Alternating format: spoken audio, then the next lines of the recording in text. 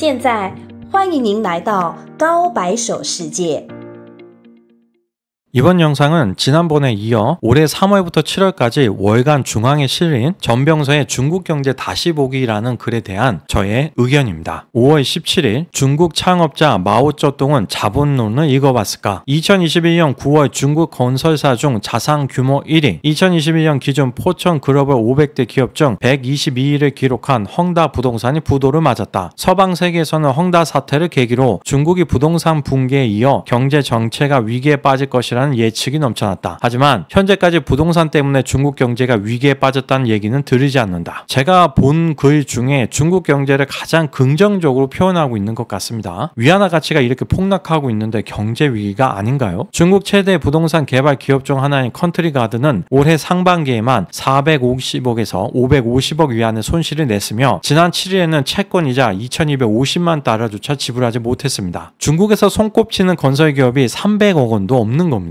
중국 부동산은 국가 GDP의 약 25%를 차지하고 있기 때문에 이는 결국 내수 시장을 얼어붙게 만들 대형 악재입니다. 이미 올해 7월 중국 100대 부동산 개발업체의 신규 주택 판매액은 전년 동기 대비 33.1%가 급감한 상태입니다. 비록 이 칼럼이 5월에 작성된 것이긴 하지만 변명이 될 수 없는 이유는 컨트리 가든의 실적은 이미 작년부터 크게 꺾이고 있었기 때문입니다. 중국 경제가 위기에 빠지지 않았다면 왜 나쁜 결과의 통계는 감추고 중국 인민은행은 금리를 내리면서 동시에 엄청난 돈을 시중에 풀고 있는 것일까요? 연간 결혼 인구가 764만 명이고 대졸자는 909만 명이나 된다. 중국은 금융산업이 낙후해 부동산 금융에서 서브프라임 모기지 같은 파생 금융 상품이 없다. 부동산 담보대출이 대부분이어서 레버리지로 인한 금융 리스크가 없다는 얘기다. 764만 명이 아니라 764만 쌍 입니다. 결혼한 사람의 숫자는 1528만 명이라는 거죠. 그리고 2021년 통계입니다. 2022년에는 10.5%가 감소한 683만 3천 쌍이었습니다. 대졸자 909만 명 역시 2021년 통계입니다. 올해는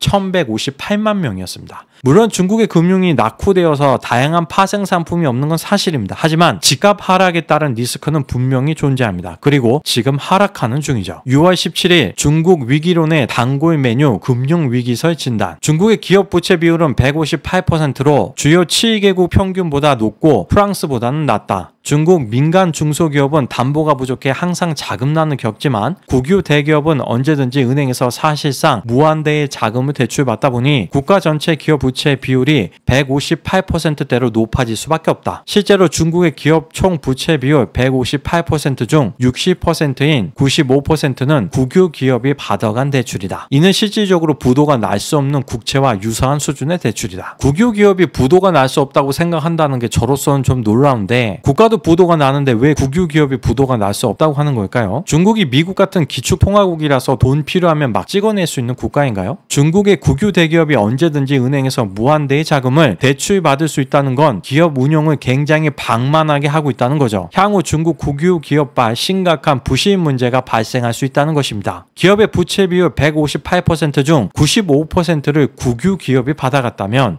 정작 자금이 필요한 민간 기업들은 제대로 대출을 못 받았다는 이야기죠. 즉, 금융이 정작 자금이 필요한 곳에 공급되지 못하고 있다는 것입니다. 지난해 이미 미국의 73%에 달한 중국의 GDP는 연평균 1에서 2% 성장하는 미국의 GDP를 넘어서는 것이 충분히 가능하다. 시간이 문제일 뿐이다. 그러나 미일 전쟁과 지금의 미중 전쟁은 10가지 측면에서 다르다. 우선 미국 혼자 일본을 압박했던 과거와 달리 동맹 등을 통해 중국을 자초시키려는 전략을 쓴다는 점에서 다르다. 이는 여전히 세계 1위이기는 하지만 절대 강자였던 미국 힘의 약화를 의미한다. 강자는 자기가 직접 나서서 혼내면 되지 나서기 싫어하는 작은 나라들까지 억지로 규합해 상대를 공격할 필요가 없다. 미국의 힘이 붙인다는 방증이다. 중국 GDP가 미국을 넘어서는 게 과연 시간 문제일까요? 1980년대 미국과 일본의 문제는 대부분 경제와 관련된 내용이었죠. 당시 미국 경상수지가 크게 악화되었고 극복하기 위한 방법으로 먼저 미국과의 무역에서 크게 이익을 내고 있던 일본과 독일의 화폐 가치를 플라자 합의를 통해 인위적으로 절상시켰습니다. 그리고 미일 반도체 협정, 슈퍼 301조 등을 통해 일본의 산업을 공격했습니다. 하지만 미국과 중국의 문제는 경제를 넘어서 자유민주주의와 사회주의의 대결입니다. 중국의 1대1로 사업, 남중국해 영해 주장, 대만 통일 문제, 북핵 문제 등 중국은 다방면에서 패권주의를 추종하고 있기 때문에 다수의 국가들과 마찰이 있는 것이고 그렇기에 공동 대응을 하는 거지, 이러한 상황을 미국의 힘이 부족하다는 방증으로 본다는 건 미국을 몰라도 너무 모르고 하는 매우 순진한 주장이 아닌가 하는 생각이 드네요. 이미 전 세계 반도체 회사들이 중국에서 수십 년간 공장을 가동했고 모든 반도체 장비 소재 업체들이 중국에 진출해 있다. 또한 반도체의 주요 수요처인 휴대폰, 노트북, TV, 전기차의 최대 생산자이자 소비자가 지금의 중국이다. 중국이 반도체를 국산화하고 직접 개발하는 것은 시간 문제일 뿐이다. 반도체가 들어가는 제품들의 최대 생산지가 중국인 것하고 중국이 반도체 산업을 성공시키는 게 도대체 무슨 관계가 있는 걸까요? 어떤 국가가 어떤 제품의 수요가 많으면 무조건 그 제품을 잘 만들게 됩니까? MS 윈도우 많이 쓰면 윈도우 개발할 수 있는 겁니까? 중국이 반도체를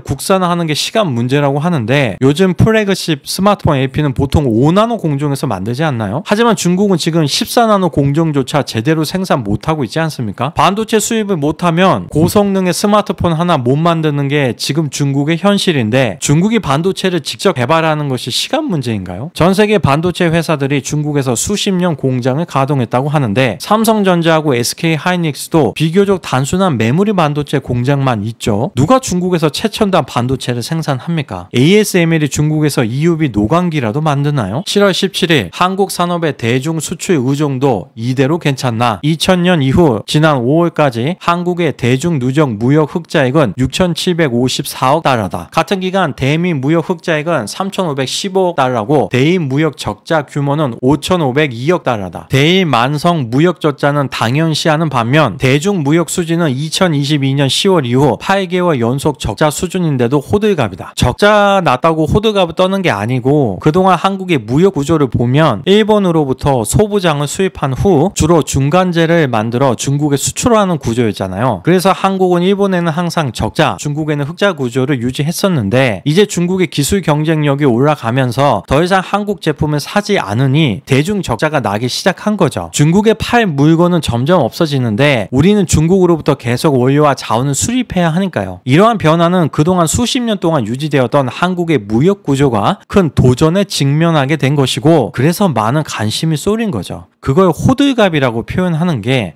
과연 적절한가요? 문제는 한국 반도체 중 63%가 중국으로 수출되고 있고 삼성전자와 SK하이닉스의 중국 공장 생산 비중이 높다는 점이다. 한국이 미국의 중국 공급망 봉쇄 동맹에 가입해도 중국이 한국에 별다른 반응을 보이지 않는 이유가 여기에 있다. 탈중국화를 하든 공급망 봉쇄를 하든 먼저 다치는 쪽은 중국이 아니라 한국이라는 판단을 하고 있기 때문이다. 한국 반도체의 63%가 중국에 수출이 되고 있다면 만약 수출이 끊기면 중국의 수많은 기업들이 큰 타격을 받겠죠. 요즘 웬만한 제품에는 반도체가 다 들어가는데 제대로 생산을 할 수 없을 테니까요. 여러분이 중국에서 텔레비전 만드는 공장을 운영하고 있는데 앞으로 중국에서는 반도체를 제대로 공급받을 수 없게 된다고 합니다. 그럼 선택은 두 가지죠. 그냥 망하던가 해외 이전을 하던가. 중국은 한국이 먼저 다치기 때문에 별다른 반응을 보이지 않는 게 아니라 만에 하나 중국이 대한국향 반도체 원재료 등의 수출 제재를 해서 한국 반도체를 수입하지 못하게 되면 오히려 중국 제조업이 심각한 타격을 받기 때문에 그런 겁니다. 반도체를 팔 수 없는 5천만 인구의 한국보다 반도체를 살 수 없는 14억 인구의 중국이 더 힘들 거라는 건 어렵지 않게 추측할 수 있죠. 자본주의 국가에서는 정책의 기억력이 4, 5년이지만 사회주의 체제 아래에서는 최하 10년에서 15년이다. 4차 산업혁명과 공국만 전쟁에서는 지속적 투자와 정책의 일관성이 중요하다. 당장 4, 5년 표심에 목숨 거는 자본주의 국가와 달리 사회주의 국가는 기술 개발이든 경제 정책이든 자본주의보다 멀리 보고 길게 간다. 그렇게 사회주의 국가의 기술 개발과 경제 정책이 자본주의보다 우수하다면 왜 공산주의 국가들은 대부분 다 망했을까요? 한국은 1948년 건국되었고 중국은 1949년 건국되었습니다. 비슷한 시기인데 왜 중국 소득은 아직도 1만 달러 수준일까요? 훨씬 더 많은 노동력, 국토, 자원을 가지고 있으며 자본주의보다 멀리 보고 길게 가는 사회주의 국가 중국 중국이 왜 한국보다 못 사는 걸까요? 투자는 가까운 시장에 하는 것이 진리다. 단순히 보조금을 많이 준다고 인건비가 저렴하다고 섣불리 생산기지를 옮겼다간 머지않아 공장을 멈춰 세워야 하는 불상사가 생길 수 있다. 투자는 가까운 시장이 아니라 안전하게 이익을 얻을 수 있는 시장에 하는 거죠. 중국 정치 리스크는 비단 롯데 같은 한국 기업뿐만 아니라 알리바바 같은 중국 기업들도 피해가지 못했다는 것을 잊지 말아야 하겠습니다. 미국은 단순하게 보조금을 많이 주는 게 아니라 미국의 강력하고 안전한 공급망에 한국 기업을 넣어주는 것이고, 동남아는 인건비가 중국보다 저렴할 뿐만이 아니라 정치 리스크도 훨씬 낮죠. 사업하고 관련 없는 이유로 공장을 멈춰 세워야 하는 불상사가 가장 많이 일어나는 국가는 바로 중국 아닌가요?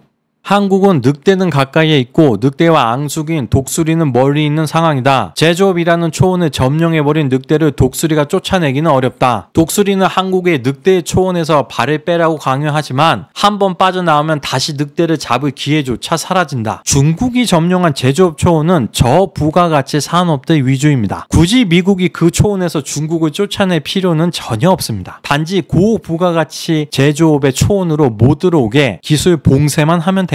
그렇게 어느 정도 시간이 지나면 동남아 국가들이 더 저렴한 인건비를 바탕으로 늑대가 점령해버린 저부가가치 제조업 초원에 들어와서 자연스럽게 늑대들을 쫓아내겠죠. 한국은 늑대의 초원에는 들어갈 필요 없이 독수리하고 같이 날아가면 되겠습니다. 한국인이 쓰던 것, 먹던 것, 바르던 것을 그냥 관성대로 그냥 가져다 팔려고 하면 답이 없다. 이미 중국 소비자의 눈은 높아졌는데 한국은 여전히 한하이형 보복 타령에다가 중국 타령으로 시간을 허비하고 있다. 우리 중에 누가 타령을 한 사람이 있나요? 한하이형은 WTO 규정을 위반한 명백한 중국의 보복이고 그것에 대한 잘못을 지적하면 그게 타령을 하는 건가요? 현재 한국은 탈중국 타령을 하는 게 아니라 앞으로의 100년 대계를 세우고 있는 겁니다. 중국 소비자들의 눈이 높아졌다고요? 중국 평균 소득 아직 1만 달러입니다. 그리고 리커치앙 전 총리는 중국 인민 중 6억의 인구의 월 소득이 1천 위안이라고 공식적으로 인정을 했죠. 그럼 아무리 눈이 높아져봤자 한국보다 높을까요? 한국 제품들이 중국의 눈높이에 안 맞는다는 주장은 어불성설입니다. 우리가 중국 시장에서 고전하는 건 공정하게 경쟁하지 못하는 환경 때문입니다. 또한 전 세계 인구는 80억입니다. 세계는 넓고 할 일은 많은데 왜 굳이 14억의 중국 시장을 놓지 못하는 걸까요? 한국은 한류와 한하이형에 연연할 필요가 없다. 이미 드라마, K-팝, 영화 등에서 세계적 명성을 얻은 한국이다. 자국에 들어오지 말고 보지도 않겠다는 중국에 계속 문을 열어달라고 매달릴 필요가 없다. 그리고 중국인의 눈높이와 문화가 바뀌었는데 계속 대발이 아버지나 대장금 얘기는 하고 있으면 진짜 라떼 바보 된다. 중국 인민들이 한국 콘텐츠를 보지도 않겠다고 하던가요? 최근만 해도 오징어 게임, 더 글로리, 수리남 같은 드라마를 도둑 시청 안 했습니까? 우리가 언제 매달렸습니까? 볼 거면 정당하게 대가를 지불하고 보라는 거죠. 도둑에게 도둑질 하지 말라고 하는 게 매달리는 겁니까? 중국인의 눈높이와 문화가 정말 바뀌었다면 중국의 좋은 영화, 드라마, 가수들이 배출되었어야 하는 거 아닌가요? 양조위, 주성치, 주윤발 이후로 중국에 어떤 세계적인 스타가 있습니까? 2000년 와호 장룡 이후로 수준 높은 영화나 드라마가 만들어졌나요? 그리고 요즘 누가 중국에 가서 대발의 아버지나 대장금을 이야기합니까? 중국인은 이제 눈높이가 올라간 반면 한국 컨텐츠들은 20-30년 전부터 지금까지 전혀 진보하지 않았다는 뜻일까요? 지나치게 중국 시장을 낙관적으로만 바라보는 건 결코 좋은 결과를 가져올 수 없다고 생각합니다. 시청해주셔서 감사합니다.